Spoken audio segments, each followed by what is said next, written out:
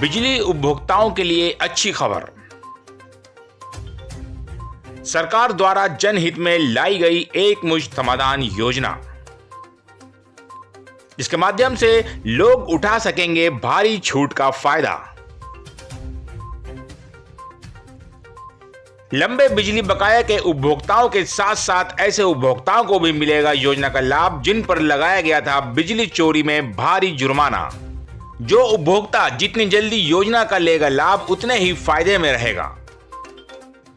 समय बढ़ने के साथ घटता जाएगा छूट का परसेंटेज।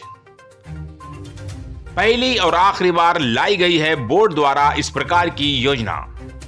इसके बाद नहीं बख्शा जाएगा बकायेदारों व बिजली चोरों को। ओटीएस योजना एक बिजली विभाग की लागू हुई है, उसके संदर्भ में उसकी जानकारी के लिए मैं यहाँ आया था।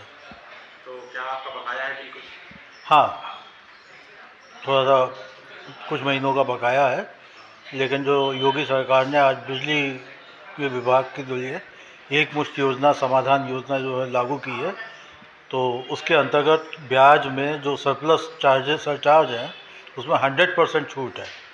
केवल मूलधन जो है वही देना है। तो इसी की जानकारी प्राप्त करने के लिए मैं यहाँ आया।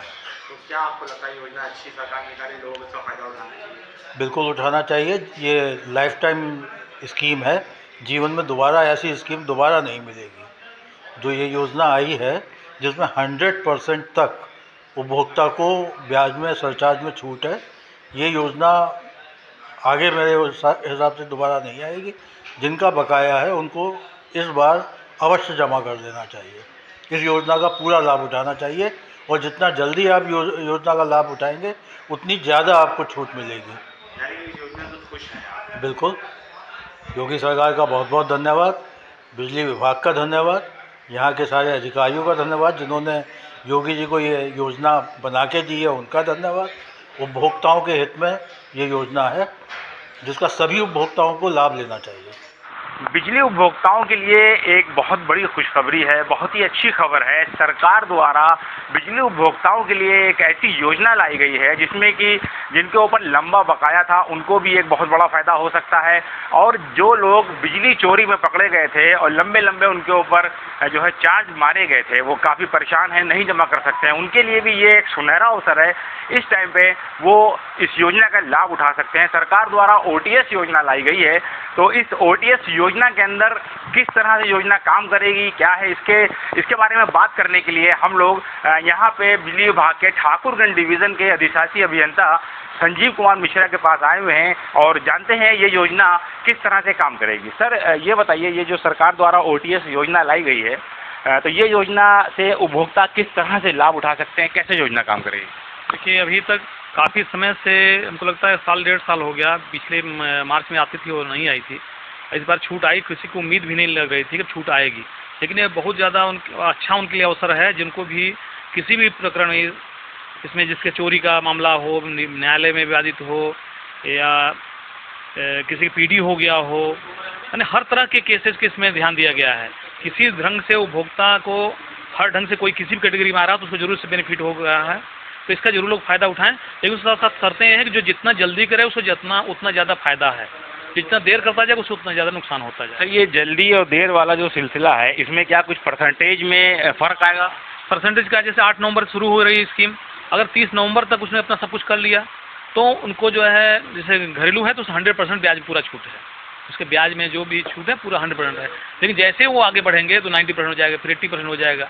ये सारी स्कीम्स हैं, तो ये लोगों को यही सजेस्ट करिए कि जितना जल्दी हो अपना कर लें और इन सबसे अपने को मुक्त रखें। सरकार का पैसा है, सरकारी पैसा घट जाए तो उनके लिए अच्छा, बेटर उनके लिए ऑप्शन है। और बहुत से उपभोक्ता आते थे, अगर हम तो नहीं जमा कर पा रहे हैं, इतना मैं कैसे जमा कर पाऊँ, लेकिन छूट आएगी मैं जमा कर लूँगा, तो उनके लिए एक लुक्रेटिव माने अच्छा अवसर है। तो उनको बोलिए कि जो है इसका फ़ायदा उठाएं, और सरकार ने उनके लिए इतना कुछ किया है तो उसका जो है फ़ायदा उठा के अपने को सही कर लें।